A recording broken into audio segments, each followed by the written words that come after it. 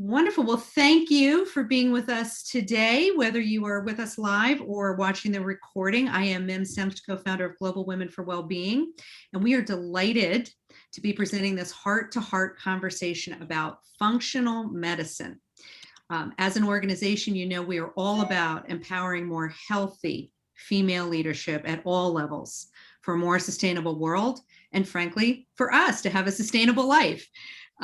So we're here to share some personal stories, give you an idea of what functional medicine is and how it can truly support you, particularly if you're really struggling with symptoms or something that you just maybe have been afraid to think about. Maybe your doctor isn't really listening to you. We're here to give you some of those answers. So we're going to kick off today's discussion with Bobbi Landreth, who is the Managing Director of HR at FedEx Services. And some of you may have heard Bobbi on our Wine and Tea series, and she just has such an incredible story to share. Bobbi, thank you so much for being with us. Gosh, thank you so much for having me. I'm so passionate about this topic, not just because of what I've been through personally, but just because there's lots of education to be done, and there's so many ways that we can help women and men and children and everyone, in the world today. Yeah, well, because we're a women's organization, we know that many women in leadership or at any level in the work, you know, where you are in your working career, we often put our health last or ignore things. So it would be great if you could share a little bit of your journey. It is really inspirational. Yeah, thank you. Yes, I have always been a very active individual. I was in sports growing up, really didn't have to focus too much on my health. I considered myself a healthy person. And then in my late 20s and early 30s, I started experiencing some symptoms that were, weight gain that I couldn't seem to control, even though I was active and controlled what I ate, headaches and skin issues and gut issues and digestive issues and all sorts of things, and made my rounds to my primary care physician and a myriad of specialists, and was really put on a lot of different prescriptions. And it really sort of became problemsome for me. You know, I dealt with the individual symptoms, but it became just really problemsome when I couldn't sleep. It started affecting my sleep. And I'm a sleep person. I like to get a good night's sleep. And so that wasn't happening for me. And so going back to my doctors, they looked at anxiety, they looked at all sorts of things and put me again on some more prescriptions. And so I was basically living on anxiety medication, Ambien to sleep, lots of different digestive medication, steroid creams for skin issues. My hair was falling out. I still wasn't losing weight. And it was just a set of problems. And I really felt hopeless. I didn't know what I could do. And fortunately, I had a friend of mine who their sister was an OBGYN and had encountered functional medicine at a conference, just heard a little bit about it, this concept of root cause medicine. And it opened my eyes. And I did a little digging. I didn't really know what it was in the beginning, but I was curious. I thought if there's some people out there that are I can spend more than a 15, 20-minute visit with a doctor that is going to understand or try to at least understand what was going on with me and would dig a little bit deeper and could get me beyond just a plethora of daily prescriptions, that I wanted to research and I wanted to learn more. And so fortunately, through the Institute of Functional Medicine website, I found a local practitioner and was able to visit him, and did very, very thorough review of all of my symptoms and history and health and eating and all these pieces. And really in my very first visit, he had diagnosed me with Hashimoto's, which is an autoimmune condition, hypothyroidism, very, very severe adrenal fatigue, and a few other issues. And I would say within 90 days of following his protocol, I was sleeping, I had lost 20 pounds, I felt better, my energy was back, brain fog was gone, and I was my old self. And it was just amazing. It was amazing. And I've been on this journey for 4 years now. And in fact, just had an appointment with him on Monday of this week. And my laboratory results are at a point where all of my hormone and vitamin levels are at what they call optimal. better than just the average you would get in a normal lab report. In fact, some of the normal doctors that I see now are like, wow, you are incredibly healthy. And while I still have to supplement some of those hormones and things, my body had damage that it couldn't recover from. I feel amazing, and I'm okay with that piece of it. And now actually I'm on the quest to see if I can heal my body even further and put it into remission. It's one of these things that once you get into it and you can see some solutions, some of us just want to keep going and just see how far we can get. It's almost like our body becomes a machine, and how far can we fine tune it and tweak it. And so I just think it's so critical, if there are people that are struggling and aren't getting the answers that they're looking for, if they aren't satisfied with the answers they've been given thus far, be your own advocate. Don't take a prescription or a no, or it's just I was told it was just in my head that I was a hypochondriac. Don't take that for an answer. Keep changing practitioners. Look for somebody that's going to partner with you on this journey and that's going to dig deeper. And I just think it's really important to do that, because who else is going to look after you if you're not looking after yourself? Yeah, 100%. I mean, again, just so inspiring. And this idea that we have to be persistent, and we as women really need to take seriously how we protect our health and well-being. You don't have to take no for an answer. You need to have a partner as a doctor, not somebody in a white coat dictating. And so thank you so much, Bobbi, for sharing your story. And hopefully more people will now be curious about, well, what do I do? Let's dig a little deeper into what functional medicine is, this root cause of some of these things, and how we can feel better. And so wonderful to have our next two speakers, Gloria Treaster, who is Wellness Evolution. And she and I have known each other through the Global Wellness Institute, and have been friends and colleagues for years. And she introduced me to Dr. G, Dr. Tamara Gutierrez, and she is a family medicine practitioner, trained in functional medicine. And I think you're just going to be so excited to hear what they have to share, and it's going to be very applicable to our lives. So some action steps. So with that, I'm going to turn the conversation over to the two of you. Thank you, Mim, and thank you, Bobbi. I can see the sparkle in your eyes. That's really where you can see how healthy someone is. You just look in their eyes, and you have really done a great job of bringing yourself back into balance and into good health. And so I just wanted to start out by saying that the greatest medicine of all is to teach people how not to need it. And that's what functional medicine really does. This isn't about someone dictating to you what you need. It's about learning about how to eat better, how to sleep better, how to do all the things better, and also how to listen for signals that your body's giving you when things are out of balance. So I just want to start by saying I'm Gloria Treaster. I am a board certified holistic health practitioner and coach, among other things. I'm a junkie for education. I've been in healthcare for about 40 years. I hate to admit that, but it's true. And from the start, healthcare never made sense to me. I just couldn't figure out why people had to be broken, and then you went to a doctor to try to fix it. And it really drove me nuts. And so I started searching, and I don't really even know why that happened to me, but it did. And so back in 2002, which is way before this became mainstream, I learned about functional medicine. And I had a friend who was a doctor and his wife was a nurse. And I was trying to put together Wellness Evolution, and I wanted a doctor who would practice differently. I wasn't quite sure what that was, but a different way of helping people. And so I invited him and his wife to come with me to Michigan to hear Dr. Jeffrey Bland. He is the father, so to speak, of functional medicine, and he's amazing. So we drove up to Michigan and heard him speak for a day. And I'll never forget the whole drive home. The doctor kept saying to me, I can't believe what I just heard. I feel like I just got off the Starship Enterprise. You mean I could treat people with nutrition? He was mind blown. This wasn't what he learned in medical school. And so it was just really, really cool. And what we learned that day really is that what we do with conventional medicine, which I call allopathic, meaning you approach problems with either drugs or surgery.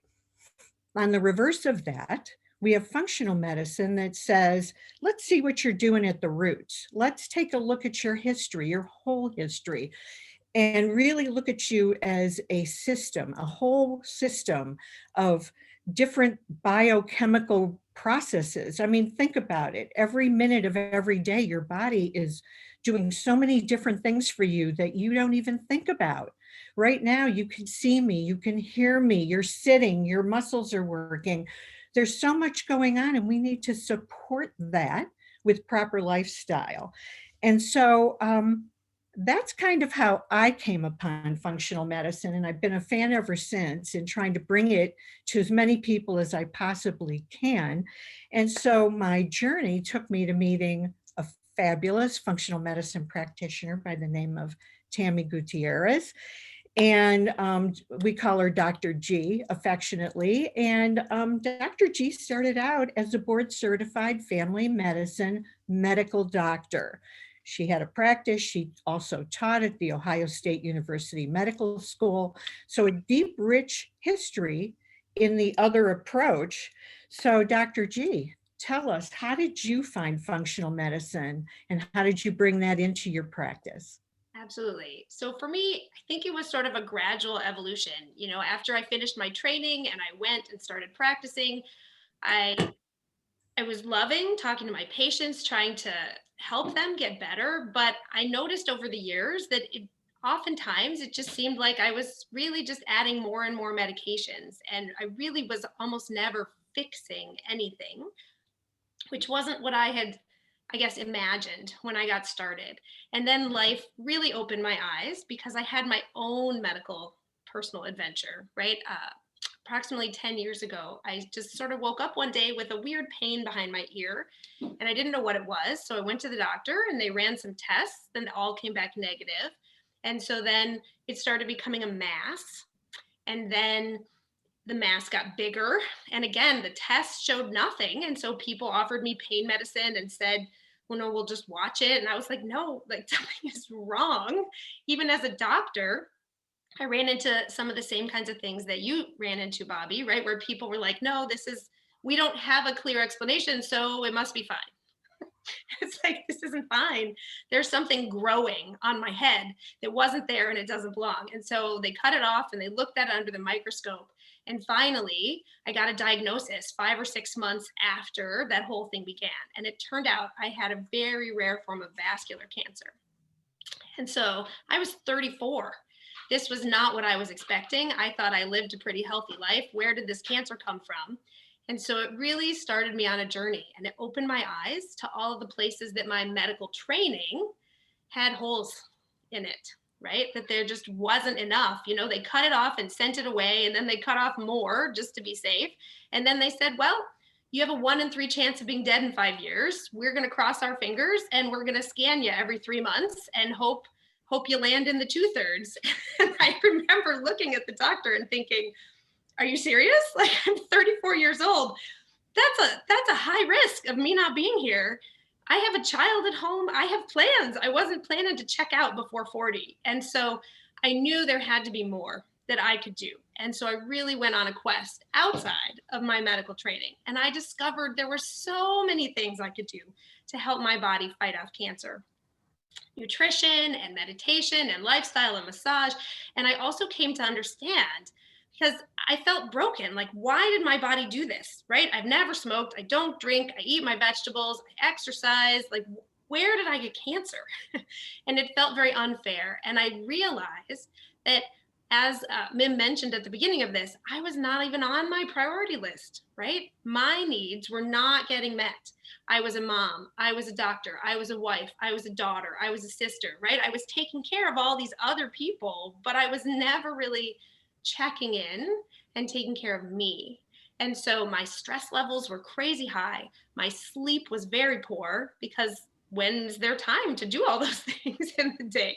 And so those are the roots of my cancer. And as I started realizing that and addressing those, and then using things like nutrition really intensively to fight my cancer over the next year or two, all kinds of other things that weren't even on my radar screen just got better. My seasonal allergies got better, right? I didn't start that journey to get rid of my Flonase. I just didn't want to die of cancer. But magically, all these other things, my energy level was so great. My brain fog that I would have at times just disappeared, right? I felt so good. And so it really opened my eyes that what I had been taught in medical school was very superficial and was missing an enormous piece of the puzzle. And so I started trying to learn more and more. And I started trying to use these things with my patients because weird stuff is happening. You know, I had 16-year-olds with shingles. I was taught in medical school that 15% of people had seasonal allergies or some kind of allergies. And in my practice, I feel like it was 15% of people didn't have allergies. And so there was so much that just didn't add up with what I had been taught. And so I kept seeking, and I finally stumbled upon a functional medicine cardiology conference in Cleveland at the Cleveland Clinic one day. And I remember sitting in the audience, and my epiphany moment there was when one of the speakers stood up and was talking about high cholesterol. And she said that, you know, high cholesterol is not a Lipitor deficiency, right? No one is born with a Lipitor deficiency. That's not a thing. And it was like, oh my goodness, that's so true. But that's how we treat it in medicine, right? We make everything seem like, well, you just need this drug. When in reality, something is wrong. We need to get curious about what that is. And so I was hooked. I was pregnant at the time, and actually that even intensified it because when I did give birth later, was just about to start my formal functional medicine training. But then my daughter, because again of my high stress lifestyle and other things, came out with 12 food sensitivities and severe allergic colitis. And so I utilized all the diet stuff I had learned and more, and really was like, all right, functional medicine, you have to fix my baby. Like, this has to get better, and it has to get better now. And so we went on an intensive couple years of training and then working on it with my patients and myself and my child, and really just opened up a whole new way of practicing. And I tried to do it within the confines of my conventional practice, but there just isn't time. And so I ended up leaving and going out on my own to try to help really provide functional medicine for people who needed it. So kind of a long and gradual learning process, but it's been amazing. I actually now look back at my cancer as a gift because I feel like it's what started opening up my eyes to the path I'm supposed to be on. So, well, and functional medicine really is more personalized, right? I mean, there's so many different ways that you could look at disease processes in people, and yet they don't come from the same root cause. And if you'll allow me for 1 second, I think I'm gonna just show everyone a quick slide, if I may. While you're doing that, I'll comment on something that Dr. G said that really stood out to me. It's when you're sick, it's like you're in this intense fog. Like you don't really even realize you're there. And then when you starting feeling better, it's like, oh my gosh, the sky is clear. And you can look back and see the fog, but you didn't realize it when you were in it. Yeah. So I don't actually think most people remember what it actually feels like to be well. Or the flip side of that too is some people have never felt truly well.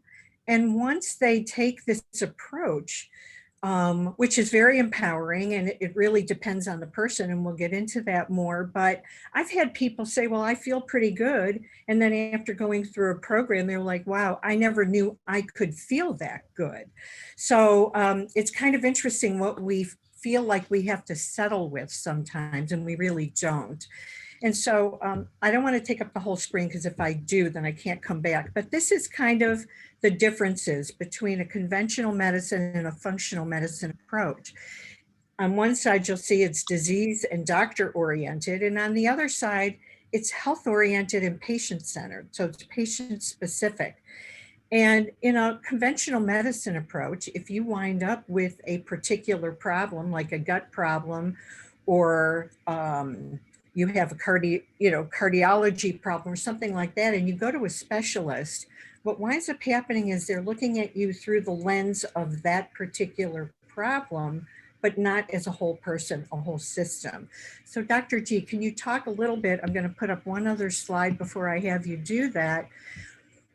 This kind of helps to show what I was just trying to explain. You can have all of these different problems, but the root cause of them is where we want to play. We're not going to try this top-down approach where you have a symptom and we try to squash it. What we want to do is have a bottom-up approach where we're creating very fertile soil so that your body can grow and nurture itself so that you aren't sick. And when you do get sick, you'll be more resilient. So I'd love for you to speak a little more about that, Dr. G. Yeah, so you're not playing medical whack-a-mole, right? Yes. Yeah. So sure, I can give an example. One of the, I think, easiest examples and one of the earliest examples when I started my functional medicine training that I just felt so excited about when I got back to my practice and started trying different things with my patients was asthma, right? It's such a common thing. Everybody knows people that have asthma.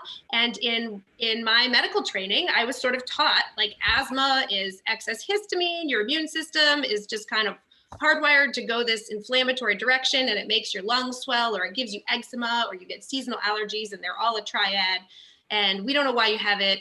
It's just sort of bad luck or you inherited it from your parents. And yet functional medicine says, wait a minute, right? Instead of saying, okay, here are these symptoms. And if you check off enough of these boxes, then we're going to say you have asthma and we're going to look at our tree and say, you get this inhaler if you have symptoms twice a week and this other inhaler if you have symptoms 5 times a week or more, and you take a steroid when things are flaring, and we just follow it like an algorithm, like a computer. And so that's how I was taught to manage asthma. But functional medicine said, wait a minute, why do you have asthma? Right? And I had lots of patients with asthma in my rural family practice. And so I started asking why and digging a little deeper. And I discovered, a good chunk of my patients with asthma, they had dairy or gluten sensitivities. And so we changed their diet and boom, they didn't have asthma anymore, right? They didn't have allergies. This was the thing for me, right? When I went off dairy and gluten as part of my cancer diet, right? A year later, I didn't need my Claritin every day. I didn't need my Flonase. It was magic. I had had allergies for decades and they just sort of went away, right? And it doesn't mean that I'm going to go stick my face in a giant bowl of pollen and walk away with nothing, but it was magic. And I swelled up at the allergist so badly at 18 that I actually almost passed out to resuscitate me. And so it was really driven by this gut dysfunction. So I started healing people's diet, right? And that got rid of a lot of it. And then when it didn't work, we started looking, okay, do you have an underlying stressor in your life? And you're so full of adrenaline that your lungs are tightening up because of your sort of adrenal stress response. And do we have to target that?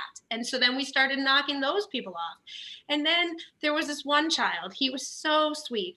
He had had asthma pretty much since infancy, severe asthma, had been hospitalized time after time and been on so many oral steroids in the hospital and really had to change schools because the air quality was so poor in his first school that he literally couldn't attend. I mean, he just would miss through 2 or 3 days a week. And then we discovered, I was like, none of this stuff is working. What's going on with you? And we discovered he had a genetic sulfur processing issue. And so his liver couldn't handle a lot of the toxins that were coming through. And as a result, his immune system was getting pissed off and it was causing asthma symptoms, among other things. And actually albuterol, which is that classic first line therapy, guess what? It's albuterol sulfate. And so his albuterol was actually making him worse. And this is why we could never keep him in school. He couldn't do sports. He couldn't do all these things he wanted to do. The poor kid was like 10 or 11 when I first figured some of this out and started working with him. So we changed his diet. We limited his sulfur and we gave his liver some things to help him clean up the mess. And voila. Right? Never again a hospitalization. He was playing soccer. He was the star kid on the team. He was in school every day.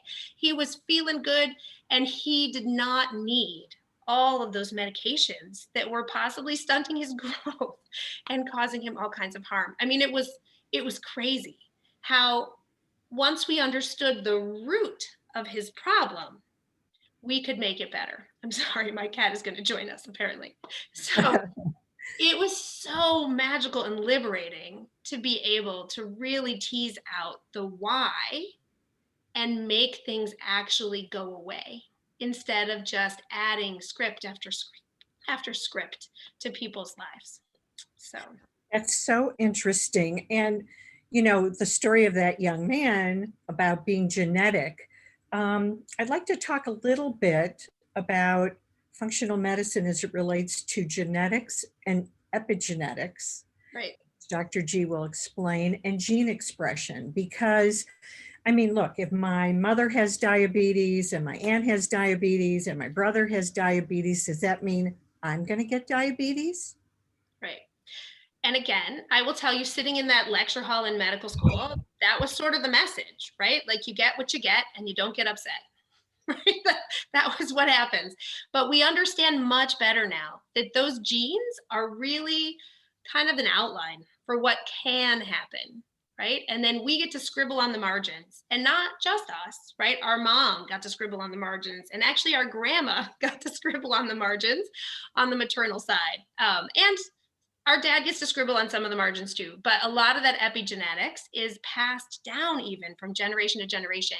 And those little post-it notes about which genes to express and which ones to suppress, that's what I mean when I say epigenetics. So on top of the genetics, we have the ability to turn off or turn on different genes based on our lifestyle choices and the biochemistry environment that we are creating. So things like stress.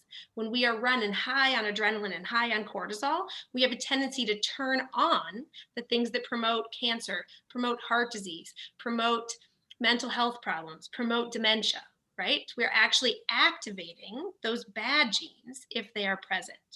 And so we have so much power to control this because we don't have to keep them on. Even if they have turned on, we can actually use those same interventions to turn them back off and to get it reversed and move in a better direction. So no, even if your whole family is full of diabetes, even if you got those genes, you don't have to live that out. You get to decide.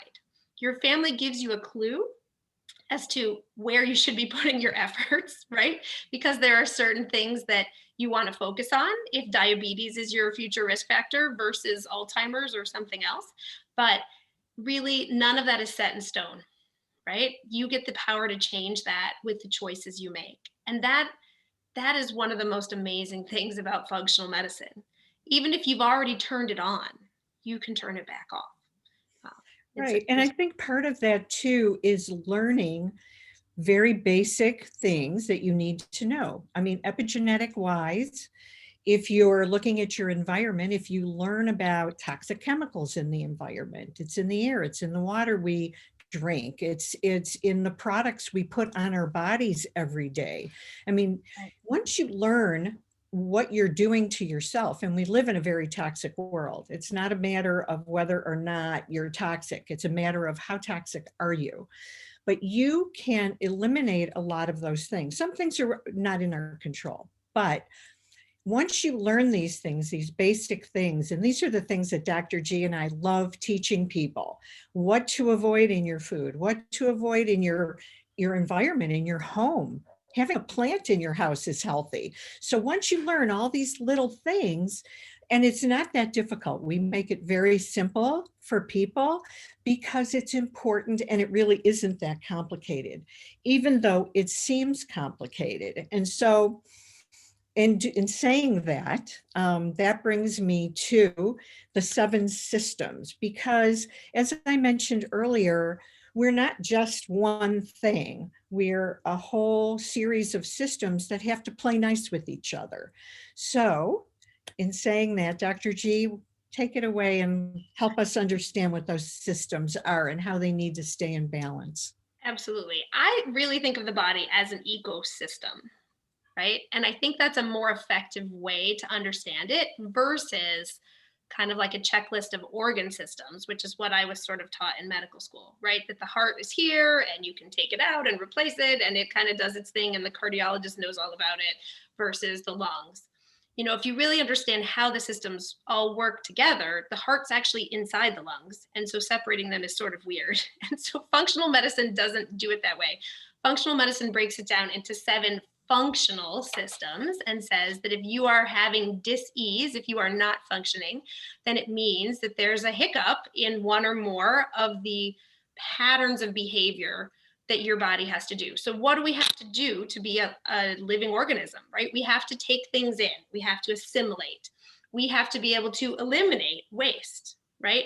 We have to be able to defend ourselves and do repairs if anything we take in isn't so good for us or if something else bad happens. We have to be able to move the resources we take in around our body, right? So that we can take it from our stomach and our intestines and take it up to our brain if that's where it's needed. And we have to have those parts communicate with each other. And we have to have the ability to build and repair the physical structures of our body. And then we have to have an energy system so that we have heat, light, and electricity to power it all, right? And so when you put all of that together, you end up with a functional ecosystem that is you. And so when something is wrong, for example, in that asthma case, right, the child who had a sulfur issue, he did not biotransform and eliminate toxins well. And so as a result, that's why he was presenting with asthma, okay? And so that's what we had to address. That's where the dysfunction was. It wasn't so much worrying about his lungs per se, because that's where the breathing seemed to be happening. It was really understanding that this was a cellular chemical problem in transformation and in elimination of toxins. And so that way of thinking about it allows you to understand very complex things in a very actionable way. And you can make intervention. In some ways, learning functional medicine felt like drinking out of that fire hydrant again, like they talk about in medical school, where there's so much information. You're just like, oh my goodness, holy cow, I have to understand everything that's happening at a cellular level now. But as you do, you realize there's so many patterns, so much similarity, so much repetition. And so then it actually becomes simpler, because the body is designed to heal itself. If it is not doing so, why? There's a hurdle. There's either something it's missing to do the repairs or something that's blocking the repair process. That's it. It is one of those two, maybe both. Find those things, remove them, and stand back.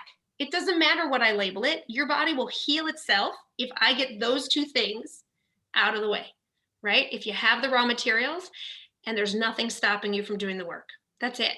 And so in some ways, functional medicine is infinitely more complex than what I learned in med school, but in some ways, it is infinitely simpler than what I learned in medical school, because I'm not fixing you.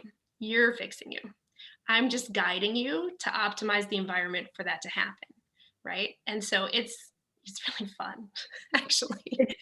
Can you give us an example? I know you and I have talked a lot. Fibromyalgia is a great example of women in particular going to the doctor and being told there's nothing wrong with you, it's all in your head. They kind of shuffle you off to this person or that person because you're just a pain in the neck. And the bottom line is there's no resolution. So if we take functional medicine and fatigue, how would you approach those things with your functional medicine lens? Right. And that's a great example. Sitting in lecture hall in medical school, fibromyalgia was like, oh, we don't like that, because there was nothing tangible, nothing to see, nothing that made it fit into one of those little organ boxes, right? I mean, literally, it took a while before a specialty was even willing to claim fibromyalgia. When I was in medical school, they weren't even sure that fibromyalgia was real. They were saying it's all in your head. And so it really, there was a fight over where to even put this, right? As opposed to functional medicine, which looks to them and says, oh, that's a mitochondrial problem, right? Your energy production process is out of whack. And so your nerves are having glitches, right? They're sending signals that don't make sense because their power supply keeps shorting, right? It makes total sense. And it's easy to fix, honestly. We give you the nutrients that you need to repair your electrical grid and you get better. That's what it is. That's why people are tired. That's why they have these system-wide problems. That's why the places in their body that are suffering, right? Their brain with the brain fog and the concentration and the depressed mood, and their nerves and their muscles. Think about it. Those are all of the areas where you need the biggest amount of power supply. This is an electrical problem. And so once you fix that, then the fibromyalgia just goes away. Now, some people with fibromyalgia also have other underlying issues that also need to be addressed, that are the reason why their power supply got damaged in the first place. And Bobbi mentioned adrenals, right? And I would say that for women, if I could tell you one thing that my conventional training completely just never talked about, that is almost universally present in all of my adult female patients, it is adrenal dysfunction. Because again, we are never on our own priority list. And that cortisol adrenaline stress response just has such wide reaching impacts. It rips up our gut. And destroys our microbiome, right? It actually withers away those mitochondria. And so it pokes holes in your energy grid. It totally messes with your immune system. And so it sets the stage for autoimmune dysfunction and an inability to defend yourself from cancer or other insults, like me, right? This is where I got my cancer. And so there's so many secondary dominoes that fall when that adrenal system is running amok. And so for many people, there's an initial underlying layer, but then you keep peeling back those onion layers and you discover that at the core, there's some adrenal dysfunction or other things going on as well. Or again, the detox and other things. So all of that complexity layers in on itself, and things like fibromyalgia can be mitochondrial, but then can also be at a more deep level, adrenal or other systems that are struggling too. And in functional medicine, you get to put all those pieces together and then give people the opportunity to change it, right? When you look at studies, yes, certain drugs cover up the symptoms for a while, but those patients never get back off, right? If all you're doing is treating with a medication, you're going to do it forever because it's not solving the problem. But if you look at exercise, if you look at magnesium, right? Those are two things I throw at my fibromyalgia patients always. And why? Because they regrow mitochondria and support mitochondrial repair. And then I have patients who do that intensely for a short time and fix their stress response system and get their lifestyle in order and heal their gut. And then they're just done, right? They just don't have it anymore and they don't have to worry about it. And they don't have to take daily supplements and medications and all these things long term. And so it's an amazingly different paradigm for looking at things. Bobbi also mentioned thyroid, another thing that the adrenals can totally derail, right? And that those stress hormones and that inflammatory response that comes secondarily can totally derail. This is another thing. Women are told, oh, you have thyroid problems. You have antibodies against your thyroid. Congrats, you're going to take Synthroid for the rest of your life. Have a nice day. Not necessarily have to be that way. There are so many different things that you can do to heal the things that caused your thyroid dysfunction so that then your thyroid dysfunction goes away. So, wow, there's a lot of stuff there. It seems complex. However, I think we can describe it a little easier for people to understand when we talk about homeostasis, which is a medical term for balance in the body. And when we're talking about functional medicine's approach, there are 5 buckets, so to speak, that we're going to address now. It's a checking account kind of thing. Have I shared my screen or I didn't? Let me share it. But I'll start talking while you're doing that. This is what I generally leave people with as kind of the framework to have in their head while we are doing this work. And that is to think about it like a checking account. Most of us are perfectly comfortable with the idea that we put money into a checking account and we pay money out of a checking account. And as long as the money going in is bigger than the money going out, everybody's happy, right?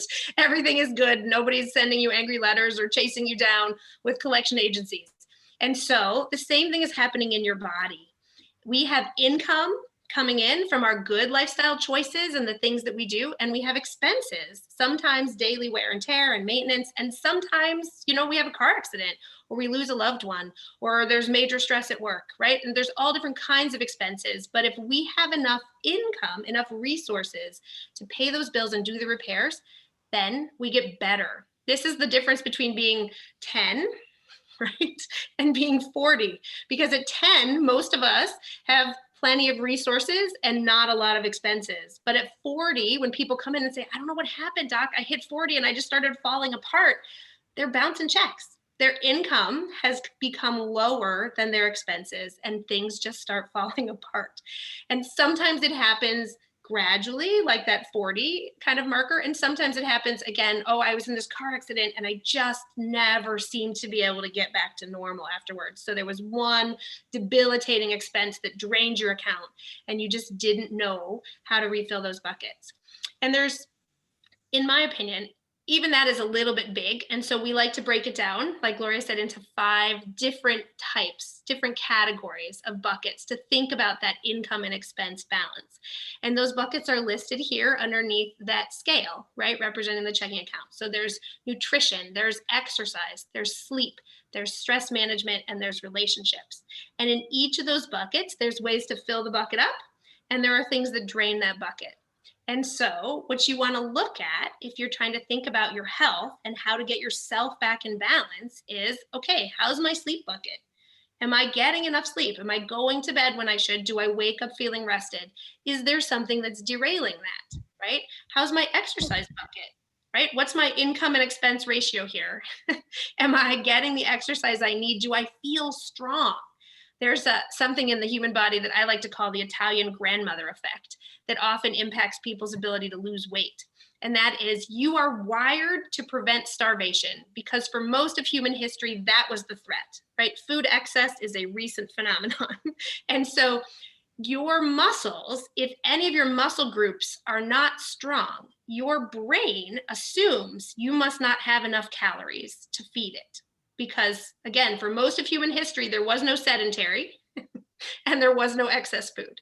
And so if you lacked strength in one of your muscle groups, you needed more food. And so what does your brain do? It lowers your metabolism and tries to store calories, right? It tries to feed you, that Italian grandmother effect. And so what you need to do is make sure your exercise is tackling all your muscle groups, so that you are not sending that signal to your brain to actually lower your metabolism and store extra fat. And so understanding these things help you on that exercise bucket figure out, well, what am I missing, right? What is here, what isn't here? What do I need to do to make it better so that I can pay these bills appropriately? Nutrition, are you putting in more good or are you putting in more inflammatory things, right? Are you driving through the fast food restaurant on your way home because you're busy and you don't have any time? And so what you're putting in your face, which is really communication, right? When you put food in your face, or when you decide how late to stay up or whether or not to exercise, you are talking to your body. And so what are you saying when you drive through McDonald's, right? I mean, you're really kind of flipping your body off. That's what you're doing. And if you do that a lot, then your body might start responding in kind. If, on the other hand, you're sending loving, wonderful rainbow fruits and vegetables and healthy animal proteins and well-sourced nuts and seeds, if you're sending those messages, you're sending love. And your body, again, responds in kind, right? Just like any other conversation you've ever had. Stress management, right? Stress is actually not bad for us. Stress is good for us. It stimulates growth. However, not if we view it as an overwhelm instead of a challenge. Okay. And so the way we process our stress is absolutely critical to whether that becomes an income or whether that becomes an expense. And same thing with relationships. We've all been there. Some relationships feed our soul and help us thrive, and others are definitely on the expense side of the equation. That checking account balance system is what determines whether you will be well or whether you will be ill. And it's entirely in your control. Right? Even if you can't control everything on it, like there's a relationship at work you can't change right now, but you can put in extra income from those other buckets, right? To help balance that checking account and help you become higher than your expense total. And that's the magic of understanding how this works, right? Because then it's pretty easy to intervene. Right. It's great to reframe some of these things, like food is communication, for instance, as you just pointed out. You know, if you think about food as just something satisfying, I'm going to sit down and eat a bowl of ice cream, I'm going to do whatever, you're sending communications to your body and telling it what you think of it, number one, which is, Right. you know, your palace. And you're also thinking of food in a different light. And so what we want to kind of do is reframe that and make sure that you understand that all of these things are communications. And we teach that in our courses too. One of the things, though, I wanted to ask you, Dr. G, is are there studies that support this approach? And what kind of things can you share with us that support the data around functional medicine? We've heard from Bobbi, she had a great response. So did you. I've seen it happen many, many times, but what's Right. the data? Yeah, so there's actually tons of data. It was very funny to me as I started doing this in my practice and I started trying to get people to shift over to a more natural approach. How many times the specialists that were taking care of my patients would actually react in anger that I was trying to get people off their meds and really acted like this was all made up. But actually, there is growing amounts of data in all of these things. I'm going to just throw out a couple examples, right? So we talked about weight and understanding how the microbiome, all those wonderful bacteria and other organisms that live inside us, right? Which actually you're supposed to have more of them than there are people on the planet inside your own gut. So you are an entire ecosystem in there.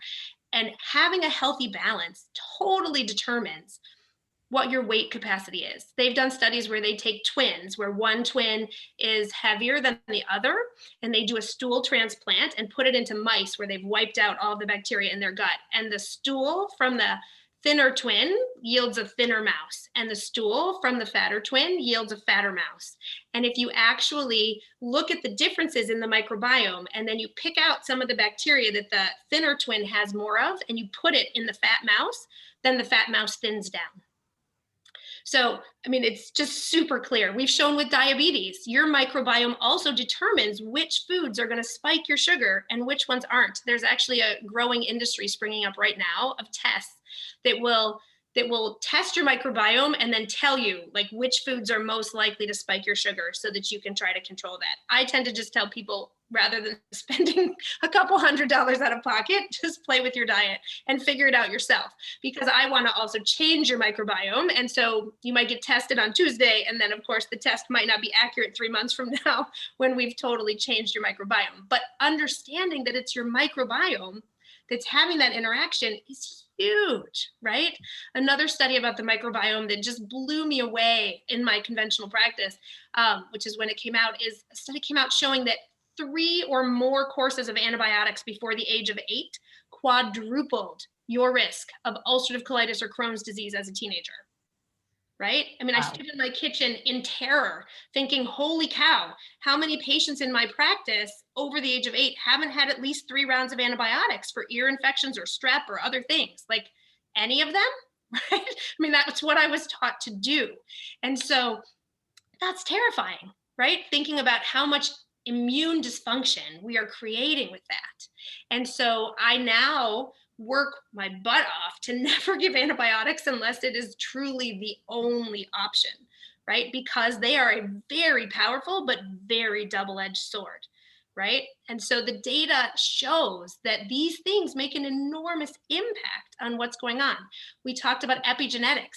There are studies that show if grandma smoked while she was pregnant with your mom, you have a 4-fold increased risk of substance abuse because wow. of the epigenetic imprint of that exposure on the egg that eventually became you, right? And there's also impacts on your future weight, on your future diabetes risk from epigenetics, right? The diet of your father, when he was starting to make sperm, right, and setting up the baseline for that sperm production, so between like 10 and 13, actually impacts your future risk of diabetes.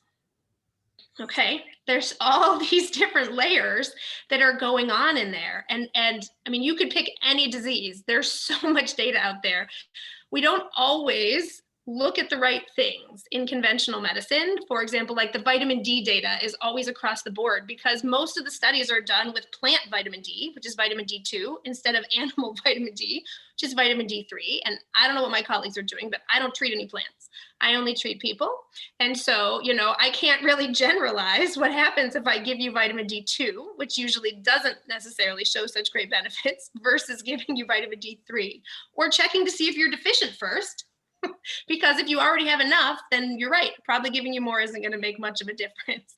And so I feel like there's a lot of sloppy data out there that then makes people say, oh, there's no support for this. But if you actually read the studies, if they are done well, then you see amazing things, right? Like the magnesium interventions I mentioned for fibromyalgia, or the exercise interventions, right? You see people have huge improvement in their quality of life, in their pain, in their energy, in their brain fog, with very simple interventions if you look.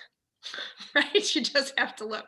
It's actually so much data out there that honestly, I feel like I can't keep up, right? I mean, when I meet a new patient who's got something that's a little different, I am literally combing the research and discovering things on a weekly basis because there's just so much out there to learn and to know. Yeah, well, I'm going to jump in. This is, I mean, I learn so much every time I get to hear both of you speak. I have been very blessed in my life to get to, just being able to hear them, tap into their knowledge. And I certainly hope that everybody here has a takeaway about you do not just have to treat symptoms. Women, please put your own mask on first. Listen to your body. Again, we are about empowering healthy female leadership at all levels. And that means whether you are a full-time mom, a caregiver, at any age, you're just starting your career. If you're a mom taking care of parents and your children, we can use these simple tools to give us a better quality of life.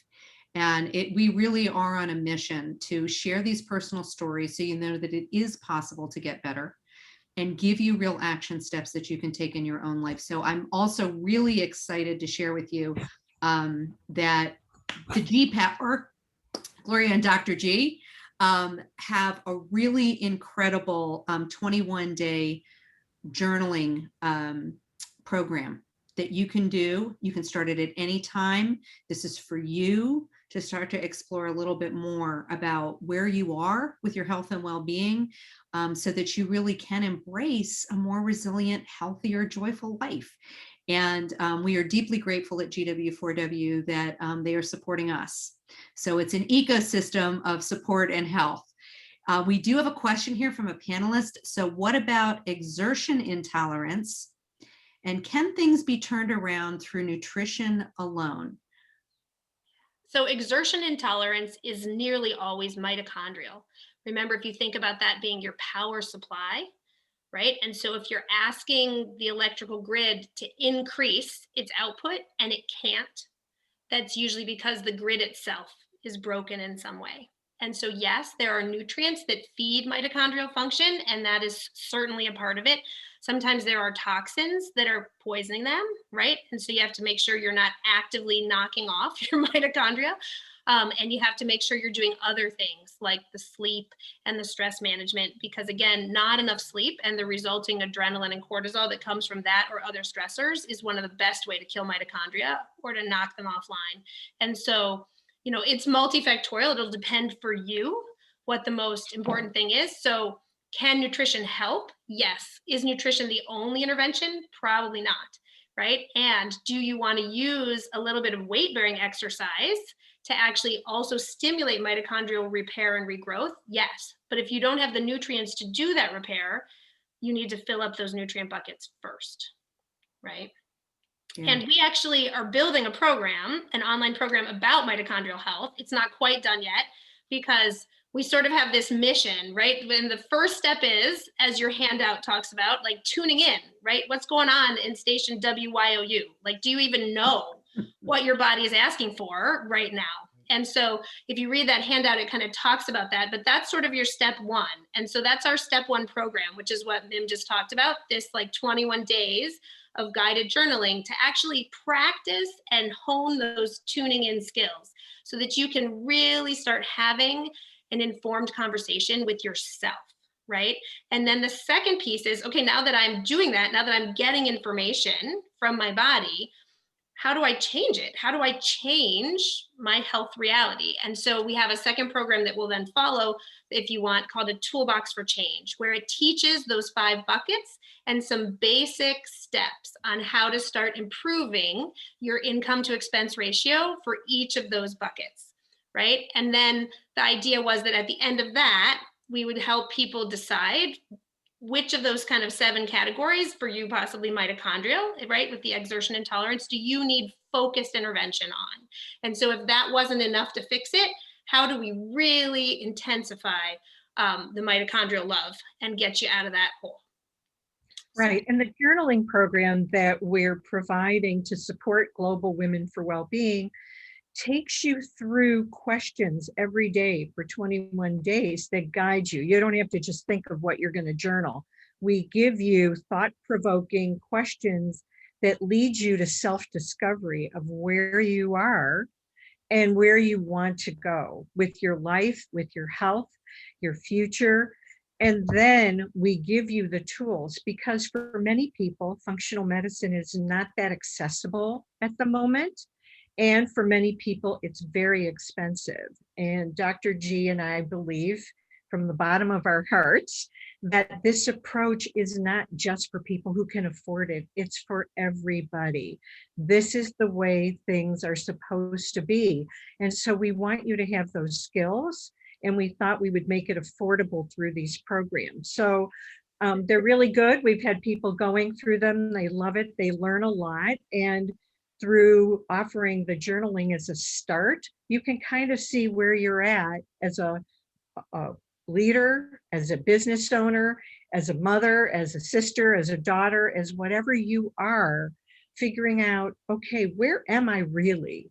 And what do I really want? And that's what we want to help guide you through so you can be successful at life, regardless of what it is that your goals are. So hope you will join us. Obviously, we want to let people know how they can sign up for the program. And again, I'd encourage you to think about this too, from a workplace wellness perspective. If you have a women's leadership initiative, if you're doing workshops, this is a great thing to be able to offer. Again, we so often are ignoring our symptoms the way we are physically and mentally feeling. You do not need to suck it up. And in fact, you're actually hurting you, your team, your family.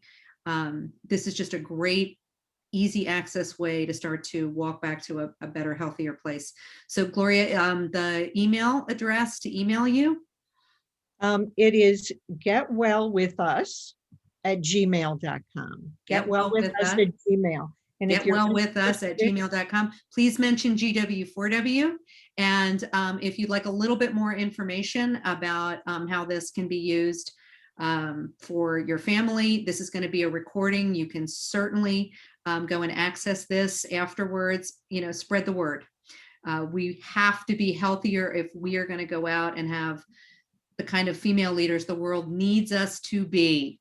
Absolutely. So a big, big, big thank you to Bobbi. Landreth, thank you so much for sharing your story. To Gloria Treaster and to Dr. Tamara Gutierrez. We are so excited to be able to bring this to our community, and we hope for each and every one of you a healthier, happier, more productive life. We all deserve that. So until next time, thank you so much for being with us. Thank you.